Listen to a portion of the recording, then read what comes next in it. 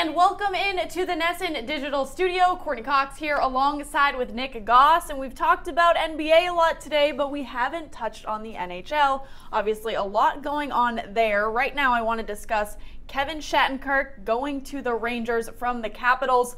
A big signing for the Rangers. This is huge for the Rangers. I mean, losing Dan Girardi, which they needed to do, they bought him out in the offseason. Kevin Shattenkirk is a massive upgrade over him. I mean, he's a very good offensive player. Leaves a little to be desired defensively, but he's certainly a good power play guy.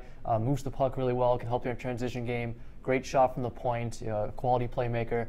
Really all that you want in an offensive defenseman. The Rangers like to play that up-tempo style of hockey, so I think that this is a really good signing. And he gave up, reportedly, he gave up more money and more years to sign with the Rangers, his hometown team. He wanted to play for them.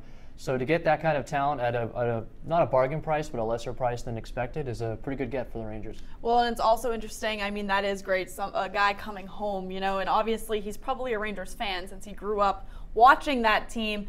A guy that every Rangers fan wants to see win a cup, Henrik Lundqvist, hasn't yet.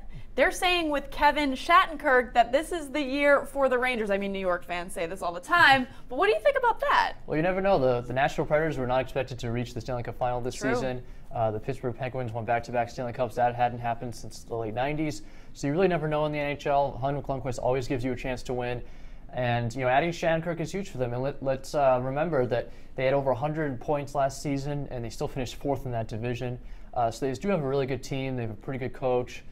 Pretty deep forward group as well. They have a shot, and upgrading their blue line, which is one of their biggest priorities this offseason. They've certainly addressed that with Shattenkirk, so they definitely have a shot. All right, well, we will have to wait and see, and as always, we'll have all your NHL offseason news right here on NESN.com. You want to follow along with Nick on Twitter at Nick Goss NESN or myself at Cox Courtney, but NESN.com, that's where it's at.